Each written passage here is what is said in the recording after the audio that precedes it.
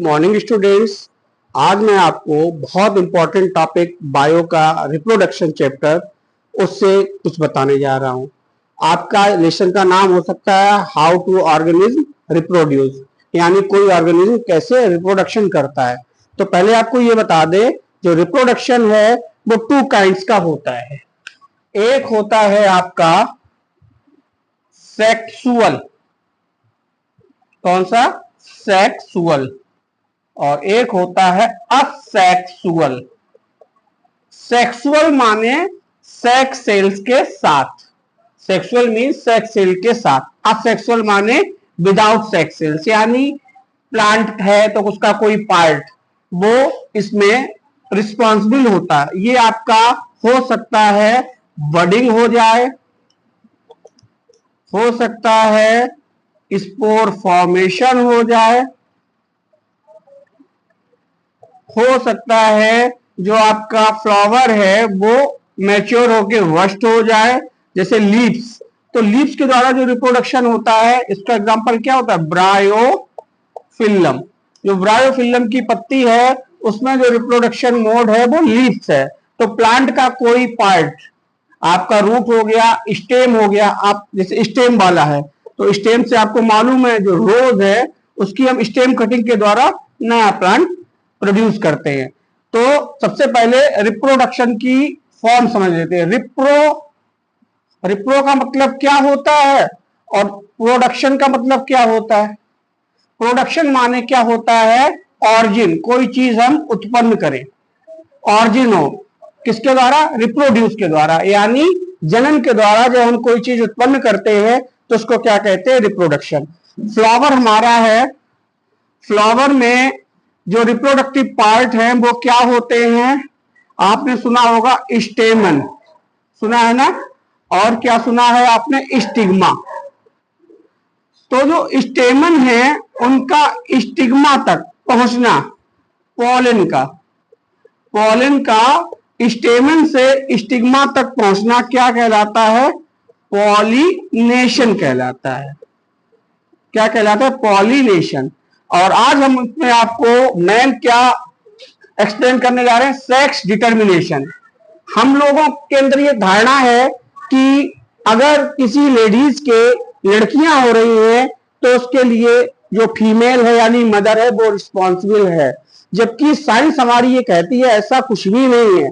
अगर किसी दंपति के, किसी पेरेंट्स के होने वाली संतानें लड़कियां हैं तो उसके लिए सीधा सीधा मेल फैक्टर रिस्पॉन्सिबल होता है। इसको हम अभी आपको समझाते भी हैं, क्योंकि ये बहुत ज्यादा हम लोगों के यहाँ कुरीति है कि लोग पहले की जो महिलाएं होती थी वो अपनी बहू को वंश ना चलने की वजह से बहुओं को निकाल देती थी और लड़के पे प्रेशर बनाया जाता था कि दूसरी शादी कर लो, इससे तो लड़कियां ही उत्पन्न हो रही है, जबकि ऐसा कुछ भी नहीं है। हम इसको समझते हैं कि जो मेल है हमारा उसको हम ऐसे शो करेंगे, जो फीमेल है हमारा उसको हम इस साइन से शो करेंगे। ये क्या बता रहा है? प्लस का साइन फीमेल, और ये वाला जो साइन है वो क्या बता रहा, शो कर रहा है मेल।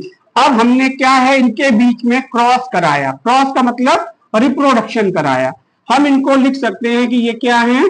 पेरेंट्स हैं। जब ये पेरेंट्स हैं, जब ये रिप्रोडक्शन करेंगे तो आपको मालूम है हम लोगों में जो क्रोमोसोम्स हैं वो पेयर में पाए जाते हैं। ह्यूमन में कितने क्रोमोसोम्स होते हैं किसी को मालूम है? कुछ ऑटोसोम्स होते हैं, एक हेट्रोसोम्स होता है। तो 46 क्रोमोसोम्स होते हैं, 46 का हाफ 23, यानी 22 ऑटोसोम्स और एक हेट्रोसोम। तो इन क्रोमोसोम जो पेयर में दिखाएंगे तो मेल के लिए एक्स वाई और फीमेल के लिए एक्स और एक्स, ये हमने क्रोमोसोम्स को शो कर दिया। सबसे पहले जब रिप्रोडक्शन होता है तो इससे क्या बनते हैं? गैमिट्स बनते हैं। क्या बनेंगे? गैमिट्स या सेक्स सेल्स बोल सकते हैं। तो ये एक्स अलग हो गया और वाई अलग हो गया, ये वाला जो एक्स है ये अलग हो गया और ये वाला एक्स अलग हो गया। हम यहाँ पे क्लियरली देख भी रहे हैं कि जो फीमेल है उसमें एक्स क्रोमोसोम्स हैं। अब हम इसका जब क्रॉस कराते हैं फर्स्ट जनरेशन में तो अगर ये वाला एक्स इस वाले एक्स से मैच कर जाता है, यानी ये देखिए मेल का एक्स है फीमेल के एक्स से मैच कर रहा है, तो होने वाली जो न्यूबॉर्न बेबी है वो हमारा गर्ल चाइल्ड होगा। क्या होगा? Girl child. अगर ये वाला एक्स इस वाले वाई के साथ पेयर बनाता है या जुड़ता है, तो होने वाली जो संतान है, जो न्यूबॉर्न बेबी है, वो हमारा बॉय चाइल्ड होगा। तो आप देख रहे हो कि सीधा सीधा जो हमारा वाई क्रोमोसोम्स है इसके लिए रिस्पॉन्सिबल है। जो हमारा वाई क्रोमोसोम्स है वो इसके लिए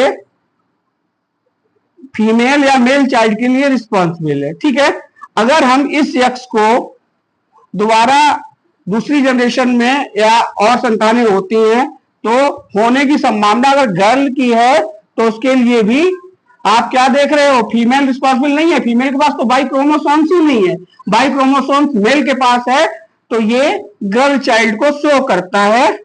उसके बाद अगर ये वाला जो वाई है इस एक्स के साथ मिलता है तो आपका बॉय चाइल्ड, यानी जो इन्फेंट्स है, न्यूबॉर्न बेबी है, वो लड़का है या लड़की, ये जो इसी को बोलते हैं सेक्स डिटर्मिनेशन, लिंग निर्धारण, लड़का है या लड़की, इस पर रिस्पॉन्सिबल करता है कि जो बॉय चाइल्ड है हमारा वो क्या है।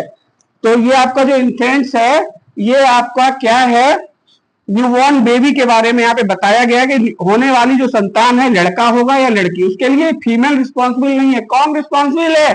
ये वाई क्रोमोसोम। यही मेन फैक्टर है जो लड़का या लड़की बनाने के लिए उत्तरदायी होता है। तो कोई भी फीमेल या हमारी नारी शक्ति इसके लिए रिस्पॉन्सिबल नहीं है। सीधा सीधा जो पुरुष है वही इस क्रोमोसोम के लिए रिस्पॉन्सिबल है। आज का मेरा टॉपिक आपको कैसा लगा है उसको आप लाइक और सब्सक्राइब करके बता सकते हैं, और कोई नया वीडियो अगर आपको चाहिए तो उसके लिए कमेंट कर सकते हैं। Thank you.